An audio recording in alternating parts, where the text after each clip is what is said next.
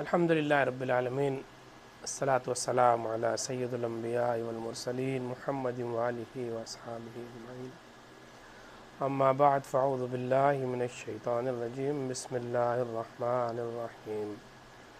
قل للمؤمنین یغضوا من ابصارهم ویحفظوا فروجهم ذلک ازکی لهم ان اللہ خبیر بما یصنعون۔ وقل للمؤمنین یغضضن من ابصارهن ویحفظن فروجهن ولا يبدین زینتهن الا ما ظهر منها وليضربن بخمرهن على جيوبهن ولا يبدين زينتهن إلا لبعولتهن أو آبائهن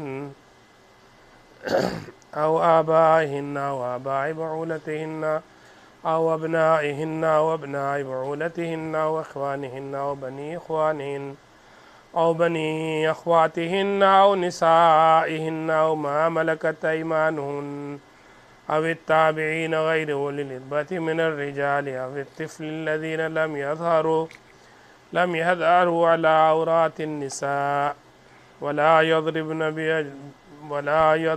بأرجلهن ليعلم ما يخفين من زينتهن وتوبوا إلى الله جميعا أيها المؤمنون لعلكم تفلحون۔ صدق اللہ العظیم۔ ترجمہ نبی صلی اللہ علیہ وسلم، مومن مردوں سے کہو کہ اپنی نظریں نیچی رکھا کریں، اپنی نظریں بچا کر رکھیں، اپنی شرمگاہوں کی حفاظت کریں، یہ ان کے لیے زیادہ پاکیزہ طریقہ ہے۔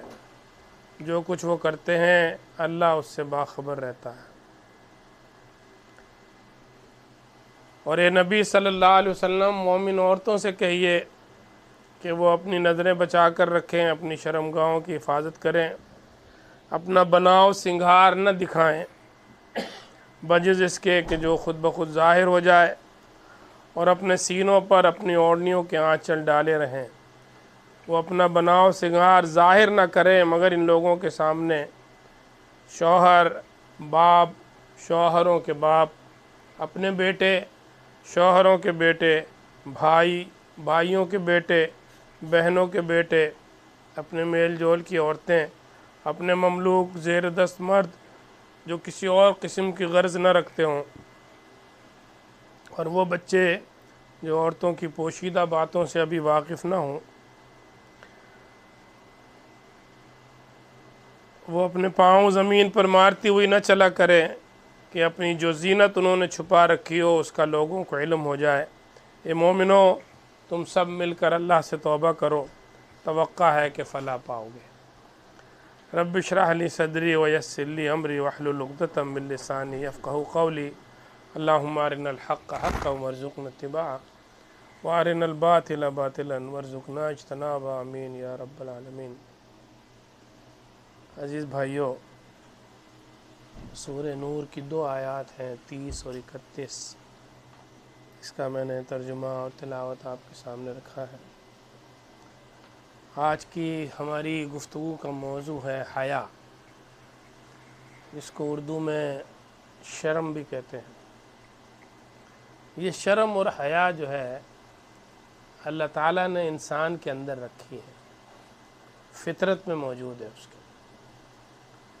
اس لیے کوئی بھی انسان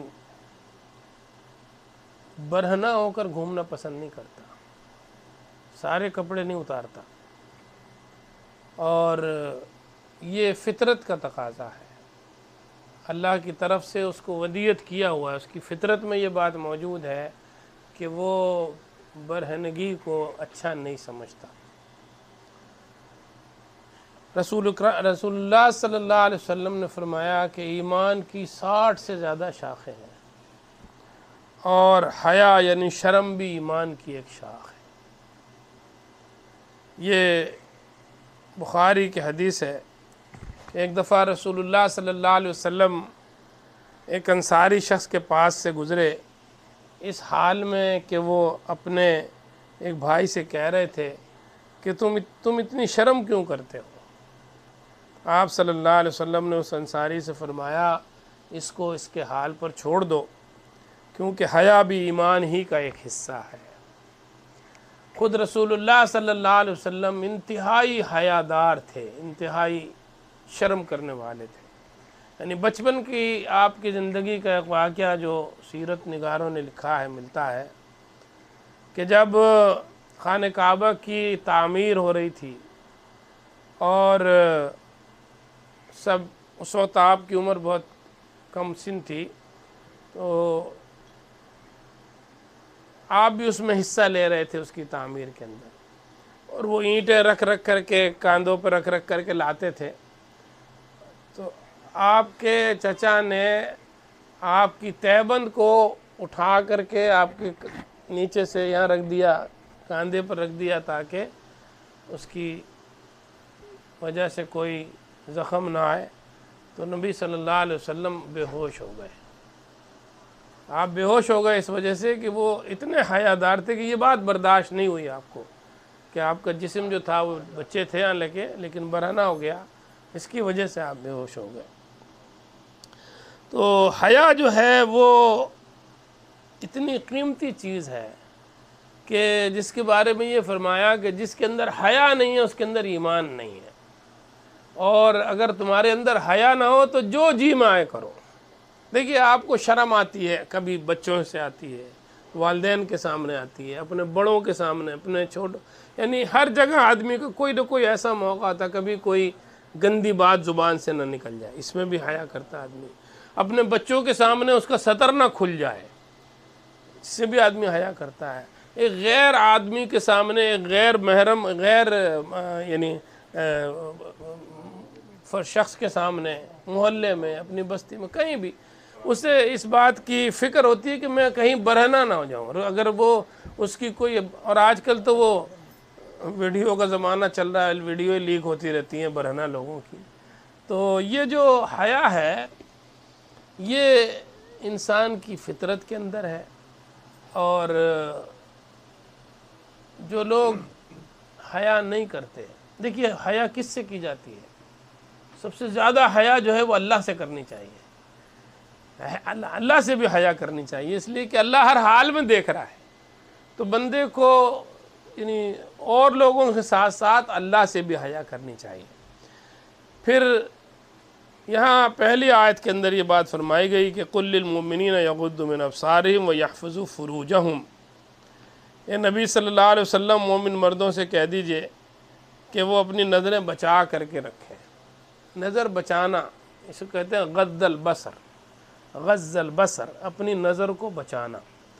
یعنی نظر بچانے کا مطلب یہ ہے کہ نظر بھر کر کے کسی چیز کو نہ دیکھا جائے، لیکن یہ ہر چیز کے بارے میں ایسا نہیں ہے۔ یعنی یہ خاص ایک موقع سے اور ایک حوالے سے چونکہ یہ بات ہو رہی ہے، اس لیے فرمایا جا رہا ہے مومن مردوں سے کہیں کہ وہ اپنی نظروں کو بچا کر کے رکھیں اور اپنی شرمگاہوں کی حفاظت کریں۔ یہ دو حکم ہیں یہاں پر، پہلے ہے نظر کو بچانا اور دوسری ہے شرمگاہوں کی حفاظت کرنا۔ دیکھیے، نظر بچانے کا مطلب یہ نہیں ہے کہ آدمی جو ہے وہ کسی چیز کو بھی غور سے نہ دیکھے۔ نظر بچا کے مطلب نظر نیچی رکھنا، نیچی رکھنا۔ اب ہر وقت نظر نیچی نہیں رکھی جاتی۔ مثلاً یہ ہے کہ آپ راستے میں چل رہے ہیں اور کہیں کوئی گڑھا آ گیا اور آپ نے نظریں نیچی ہی کی ہوئی ہیں، دیکھا ہی نہیں ہے سامنے، تو حادثہ ہونے کا خطرہ ہے، آپ کو نقصان پہنچ سکتا ہے۔ لیکن یہاں خاص چونکہ موقع پر بات ہو رہی ہے تو اس میں جو کتاب اللہ جو اس کی شرح بیان کرتی ہے وہ یہ کہ آدمی کے یہ لیے حلال نہیں ہے کہ وہ اپنی بیوی یا اپنی محرم خواتین کے سوا کسی دوسری عورت کو نگاہ بھر کے دیکھے۔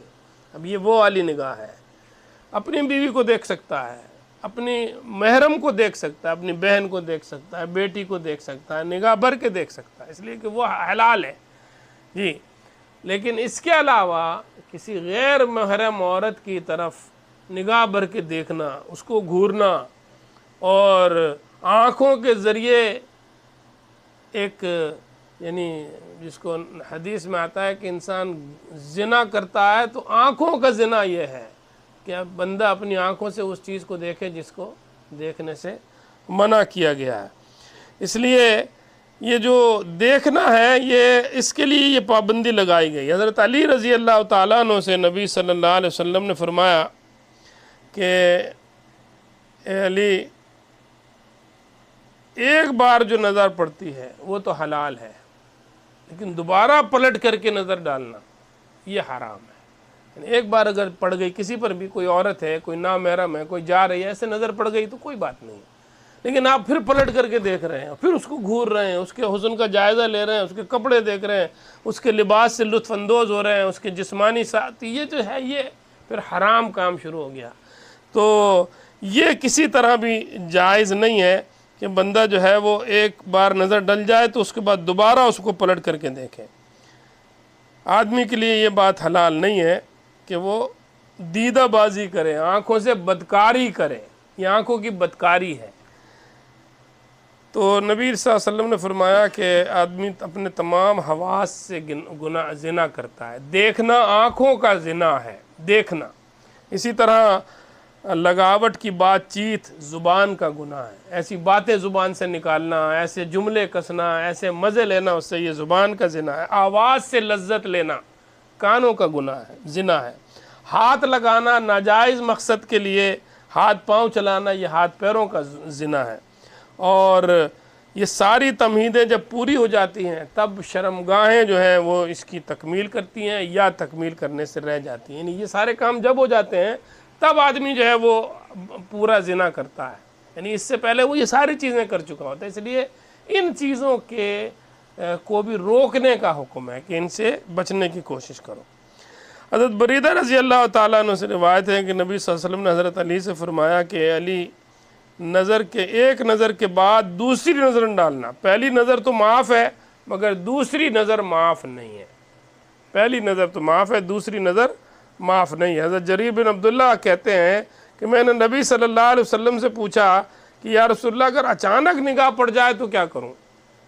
آپ صلی اللہ علیہ وسلم نے فرمایا فوراً نگاہ پھیر لو یا نگاہ نیچی کر لو، اگر پڑ جائے نگاہ غلطی سے۔ تو ابن مسعود فرماتے ہیں کہ نبی صلی اللہ علیہ وسلم نے فرمایا اللہ تعالیٰ کا ارشاد ہے کہ نگاہ ابلیس کے زہریلے تیروں میں سے ایک تیر ہے، نگاہ ابلیس کے زہریلے تیروں میں سے ایک تیر ہے، جو شخص مجھ سے ڈر کر اس کو چھوڑ دے گا میں اس کے بدلے میں اسے ایمان دوں گا جس کی حلاوت وہ اپنے دل میں پائے گا۔ جب آدمی یہ بدکاری چھوڑ دیتا ہے تو اللہ اس کے دل میں ایمان ایسا ڈال دیتا ہے کہ اس سے پھر اس کو اللہ سے اور پیار ہونے لگتا ہے۔ نبی صلی اللہ علیہ وسلم نے فرمایا جس مسلمان کی نگاہ کسی عورت کے حسن پر پڑے اور وہ اپنی نگاہ ہٹا لے تو اللہ اس کی عبادت میں لطف پیدا کر دیتا ہے۔ آپ چاہتے ہیں کہ آپ کی عبادت اچھی ہو، تو اس اللہ کی طرف رجوع ہو تو اس کا اہتمام کریں۔ امام جعفر صادق فرماتے ہیں کہ جابر بن عبداللہ انصاری سے روایت ہے کہ حجۃ الوداع کے موقع پر نبی صلی اللہ علیہ وسلم کے چچا زاد بھائی فضل بن عباس، جو اس وقت نوجوان تھے، لڑکے تھے، شباب تھے، وہ آپ صلی اللہ علیہ وسلم کے ساتھ تھے اور اونٹ پر سوار تھے۔ راستے میں جب عورتیں گزرنے لگیں تو فضل نے ان کی طرف دیکھنا شروع کر دیا۔ نبی صلی اللہ علیہ وسلم نے ان کا منہ پر ہاتھ رکھا اور ان کا منہ دوسری طرف کر دیا۔ یہ اللہ کے نبی صلی اللہ علیہ وسلم نے محسوس کر لیا کہ یہ نوجوان لڑکا ہے اور اس کی نگاہ جو ہے وہ غلط کاری کی طرف جا رہی ہے، تو آپ نے اس کا چہرہ پکڑ کر کے اسے گھما دیا۔ اب دیکھیے اس کا یہ مقصد نہیں ہے کہ عورتوں کو تو منہ کھلا رکھنے کی اجازت ہے اور وہ کھلی پھریں، اور مرد جو ہے وہ بیچارہ جو ہے وہ نگاہ نیچی کرتا رہے۔ یعنی اس میں بھی تو کوئی فرق ہونا چاہیے، دونوں میں فرق ہے ذرا سا، نگاہ نیچی عورتوں کی اور مرد میں غض بصر میں فرق ہے۔ عورت کا غض بصر کیا ہے کہ وہ پردہ کرتی ہے، اس کی آنکھوں پر بھی پردہ، اس کے چہرے پر بھی پردہ۔ یہ پردے کا حکم جو ہے پہلے نافذ ہو چکا ہے، یہ اس کے بعد بات آ رہی ہے غض بصر کی۔ اس لیے مردوں کا غض بصر یہ ہے، یہ نہیں ہے کہ اسے بھی پردہ کرنا چاہیے، جب عورت نے پردہ پہن لیا تو مرد بھی پہننے لگ جائے، ایسا نہیں۔ عورت کے لیے غض بصر دوسرا ہے اور مردوں کے لیے دوسرا ہے۔ عورت کا جو ہے غض بصر اس کا چہرے کا پردہ ہے، اور یہ چہرے کا پردہ جو ہے بعض بیوقوف لوگ جو سمجھتے ہیں کہ نہیں چہرے کا پردہ نہیں ہوتا، ایسا نہیں ہے، یہ بالکل حکم ہے اللہ تعالیٰ کا، اور خود اس کی جو ہے صراحت جو ہے احادیث کے اندر ہمیں مل جاتی ہے کہ حضرت عائشہ صدیقہ رضی اللہ تعالیٰ عنہ جب واقع افق ہوا ہے اور آپ سوتی ہوئی رہ گئی تھیں، پورا قافلہ نکل گیا تھا، سورہ توبہ میں اس کا ذکر آتا ہے۔ تو وہ فرماتی ہیں کہ جب میری آنکھ میں نے دیکھا کہ قافلہ نکل گیا ہے تو میں وہیں پر ہی بیٹھ گئی، انتظار کرنے لگی یہاں تک کہ میری آنکھ لگ گئی۔ تو حضرت صفوان بن معطل جو تھے رضی اللہ تعالیٰ عنہ، وہ وہاں سے گزرے، اور اس وقت چونکہ چہرہ آپ کا کھلا ہوا تھا، سو رہی تھی، تو وہ چہرہ دیکھ کر انہوں نے پہچان لیا۔ انہوں نے فوراً ان کو دیکھ کر کے کہا انا للہ و انا الیہ راجعون، اتنی زور سے انہوں نے پڑھا کہ حضرت عائشہ کی آنکھ کھل گئی، اور پھر انہوں نے اپنا چادر سے اپنے منہ کو ڈھک لیا۔ تو یہ اس بات کا پتہ چلتا ہے کہ پردے کا حکم تھا، اسی لیے تو وہ پردہ کرتی تھیں، اور انہوں نے کہا چونکہ میں نے پردہ کی حکم آنے سے پہلے حضرت عائشہ کو دیکھا تھا، اس لیے میں پہچان گیا کہ یہ رسول اللہ صلی اللہ علیہ وسلم کی زوج مبارک ہے۔ تو پردے کے حوالے سے ایک تو یہ بات آ گئی۔ ایک اور حدیث پردے کے حوالے سے ہمیں ملتی ہے کہ ایک خاتون ام خلاد کا لڑکا جو تھا وہ ایک جنگ میں شہید ہو گیا، اور وہ اس کا معلوم کرنے کے لیے جب گھر سے نکلیں تو بیٹا شہید ہو گیا، لیکن اس کے باوجود وہ اپنا پردہ پورا نقاب پہن کر کے، اور وہاں تو کسی نے ان سے پوچھا کہ تمہارا بیٹا شہید ہو گیا، ابھی بھی تم پردے کے اندر ہو، اور یعنی پورا وہ نقاب کے ساتھ آئی ہو؟ تو انہوں نے کہا میں نے بیٹا کھویا ہے، اپنی حیا تھوڑی کھوئی ہے، میرا بیٹا گیا ہے، میں نے کوئی اپنی حیا تھوڑی کھو دی ہے۔ تو یہ اس سے